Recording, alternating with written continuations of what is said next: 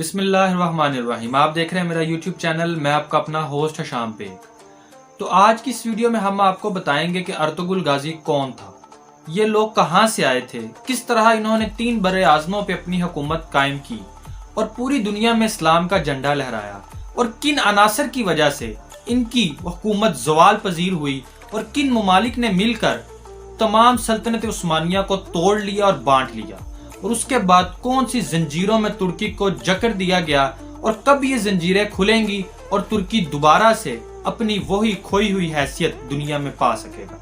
تو اپنی video start کرتے ہیں۔ آپ کو بتاتے ہیں کہ ارطغرل غازی 13ویں صدی کا ایک کریکٹر تھا۔ آپ کو یاد ہوگا کہ آج سے 5 سے 7 سال پہلے پاکستان کے اندر کوئی ڈرامہ ترکی کا نہیں لگتا تھا۔ آہستہ آہستہ ترکی کے ڈرامے لگائے گئے۔ اس سے پہلے میرا سلطان ڈرامہ ایک آیا تھا، اور اب ارطغرل غازی۔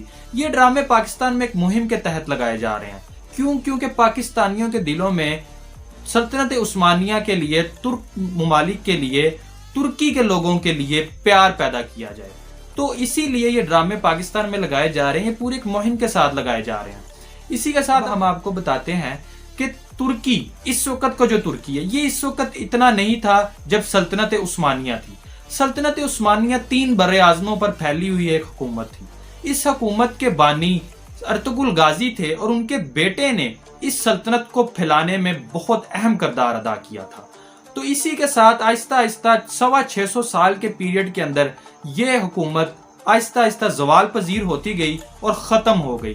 برطانیہ اور اس کے تمام حلیفوں نے مل کر اس کو توڑ دیا اور آپس میں بانٹ لیا، اور 5 شرطیں لگا کر معاہدہ لوزان کی صورت میں 5 شرطیں لگا کر ترکی کو زنجیروں میں جکڑ دیا، اور یہ معاہدہ ہوا تھا 1923 کے اندر، جب سلطنت عثمانیہ کو ختم کیا گیا تھا۔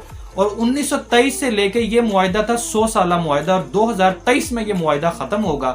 تو اب ہم آپ کو بتاتے ہیں کہ اس معاہدے کے اندر بیسک پوائنٹس کیا تھے، جن تمام پوائنٹس کی وجہ سے ترکی جکڑا گیا زنجیروں کے اندر، اور وہ اپنی کھوئی ہوئی حیثیت اب دوبارہ حاصل کرے گا آنے والے 2 سالوں کے بعد۔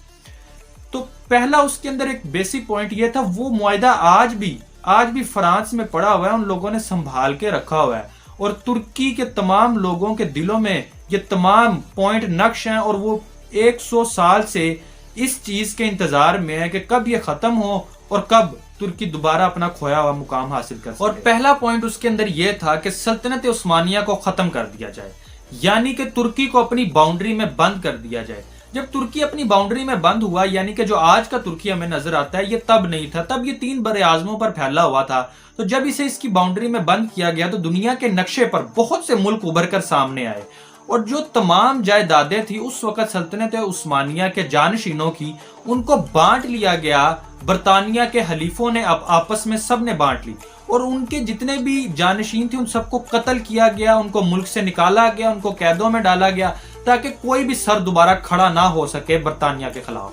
تو یہ تھا پہلا پوائنٹ۔ اس کے بعد سیکنڈلی پھر اس کے بعد یہ آیا کہ ترکی کو ایک سیکولر ملک بنا دیا گیا، وہاں سے اسلام کو ختم کر دیا گیا، وہاں پر عیاشی کے اڈے قائم کیے گئے، کیونکہ ترکی بہت نزدیک ہے یورپی ممالک سے، تو ان کا کافی انٹرفیرنس رہا۔ مصطفیٰ کمال اتاترک جیسے لوگوں نے ترکی کو سیکولر ریاست بنا دیا، حجاب پر پابندی لگا دی، اور بہت سی اس طرح کی چیزیں کی، جس سے ترکی آج کا ترکی بھی آپ دیکھیں تو وہاں پر وہ چیزیں نہیں ہیں جو ہمارے ایشین کنٹریز کے اندر ہے، ایشین مسلمانوں کے اندر ہے، وہ ایک یورپین ٹچ رکھتے ہیں۔ تو یہ سیکولر ریاست ان کو بنا دیا گیا، یہ سازش کی گئی۔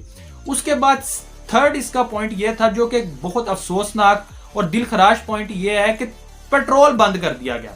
ترکی اپنے ہی ملک سے پیٹرول نہیں نکال سکتا، کوئی ڈرلنگ نہیں کر سکتا۔ جیسے کہ ہم آپ سوچیں کہ آپ کی زمین کے نیچے تیل ہے، اور آپ کو پتا ہے نیچے تیل ہے، لیکن پھر بھی آپ نکال نہیں سکتے، آپ اس کی ڈرلنگ نہیں کر سکتے۔ صرف آپ تیل خریدیں گے پوری دنیا سے، آپ اپنے ہی ملک سے تیل نہیں نکال سکتے، ڈرلنگ پر بین لگا۔ اور چوتھا سب سے اہم پوائنٹ یہ تھا کہ باسفورس جیسی عالمی شہرت رکھنے والی بندرگاہ کے اوپر، جو کہ ترکی میں موجود ہے، اس کو انٹرنیشنل بنا دیا گیا، یعنی کہ پوری دنیا کے جہاز وہاں سے گزریں، لیکن ترکی ان کے اوپر کوئی ٹیکس نہیں لے سکتا۔ تو یہ ایک بہت ہی دردناک تھا ترکی کے لیے کہ تمام تر جہاز وہاں سے گزرتے ہیں دنیا کے، لیکن اس کو انٹرنیشنل بنا دیا گیا، وہاں پر نو ٹیکس کر دیا گیا اس کے اوپر۔ یاد رکھیے کہ پوری دنیا کے اندر سب سے زیادہ اہمیت رکھنے والی جو کنال ہے وہ سوئس کنال ہے۔ ٹھیک ہے، اور دوسرے نمبر پر ہے باسفورس بندرگاہ جو کہ ترکی کے پاس ہے، اور آنے والے وقت کے اندر یہ پہلے نمبر پر ہو جائے گی. یہ بھی ہم آپ کو آگے بتائیں گے کہ کس طرح ہو جائے گی. تو اس کے بغیر ٹیکس کے پوری دنیا کے جہاز یہاں سے گزرتے ہیں اس وقت، لیکن 2023 کے بعد یہ بھی ختم ہو جائے گا اور ترکی اس سے بھی ٹیکس وصول کیا کرے گا.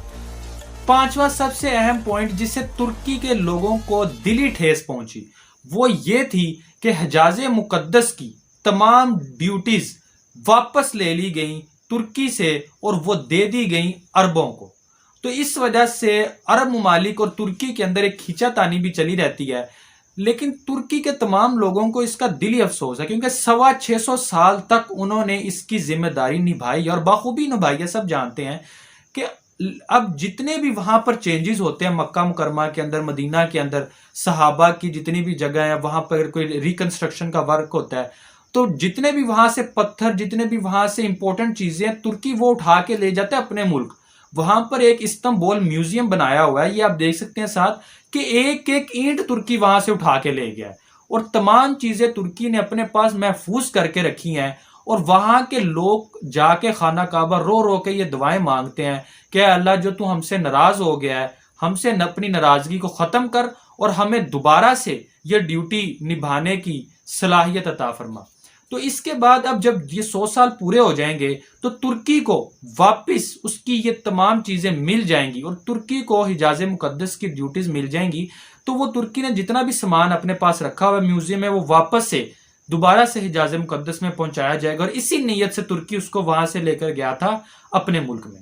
تو یہ تھے 5 اہم پوائنٹ، اور اب یہ تمام ختم ہونے جا رہے ہیں 2023 کے اندر. 1923 سے یہ معاہدہ شروع ہوا تھا اور 2023 میں یہ ختم ہوگا.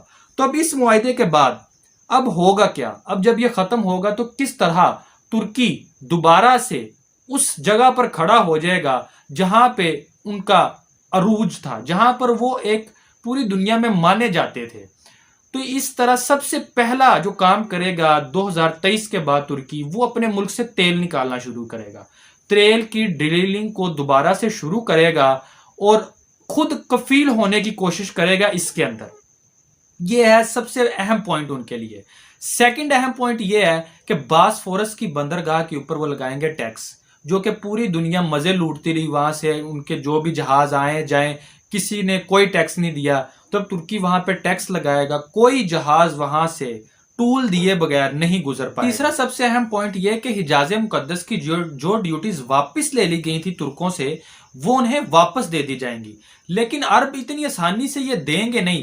کیونکہ جن کے پاس یہ ڈیوٹیز ہوں گی وہی امت مسلمہ کو لیڈ کریں گے. تو فی الحال عرب یہ سمجھتے ہیں کہ یہ ڈیوٹیز ہمارے پاس ہیں تو ہم لیڈ کر رہے ہیں امت مسلمہ کو، تو پوری امت ہمارے پاس ہے، اس لیے اب ترکی کو یہ ڈیوٹیز وہ واپس نہیں دیں گے. اس کے لیے ترکی نے ایک بلاک بنانا شروع کیا. اس بلاک میں شامل ہیں، جس طرح کہ آپ جانتے ہیں پاکستان کے ترکی کے ساتھ کتنے اچھے تعلقات ہیں، ترکی ہے اور ایران ہے اور بہت سے اس طرح کے ممالک جو عرب کے خلاف ہیں وہ ترکی کے ساتھ کھڑے نظر آئیں گے اس بلاک کے اندر. تو اس طرح ترکی آہستہ آہستہ ایک تو یہ ہو گیا کہ حجاز مقدس کی ڈیوٹیز، اور اسی کے ساتھ ساتھ ترک یعنی کہ طیب اردگان صاحب 20 سال سے اس وقت حکومت میں ترکی کے، تو وہ مسلمانوں کو لیڈ کر رہے ہیں، چاہے وہ مسئلہ کشمیر ہو، چاہے وہ مسئلہ فلسطین ہو، چاہے وہ برما کے لوگوں کا مسئلہ ہو. ہمیشہ طیب اردگان صاحب نے آگے ہو کر بات کی ہے ہر فورم کے اوپر. تو طیب اردگان لیڈ کریں گے. جیسے ہی 2023 ختم ہوگا اس کے بعد ترکی معاشی طور کے اوپر بھی اور اسلامی طور کے اوپر بھی، کیونکہ ان کے پاس آ جائیں گی تمام ڈیوٹیز حجاز مقدس کی، اور ساتھ ہی ساتھ باسفورس جیسی اہم بندرگاہ بھی ان کے پاس آ جائے گی، اور صلاحیت تو ان کے پاس طیب اردگان کی صورت میں موجود پہلے سے ہی ہے. تو اس کے بعد مسلمانوں کو لیڈ کرنا شروع کر دیں گے. اچھا، تو یہ تو ہوگی آج کی تمام باتیں، اور اسی کے ساتھ آپ کو ایک حدیث سنا دیں کہ نبی پاک نے فرمایا تھا کہ قیامت سے پہلے دوبارہ خلافت قائم ہوگی. تو طیب اردگان صاحب یہ حدیث نہیں بھولے، وہ اس کے اوپر کام کر رہے ہیں. اس کے بارے میں دوبارہ ایک ویڈیو بنائیں گے. اب تک کے لیے ہمیں اجازت دیجیے اور ہمارے چینل کو لائک اور سبسکرائب کرنا نہ بھولیے گا. شکریہ.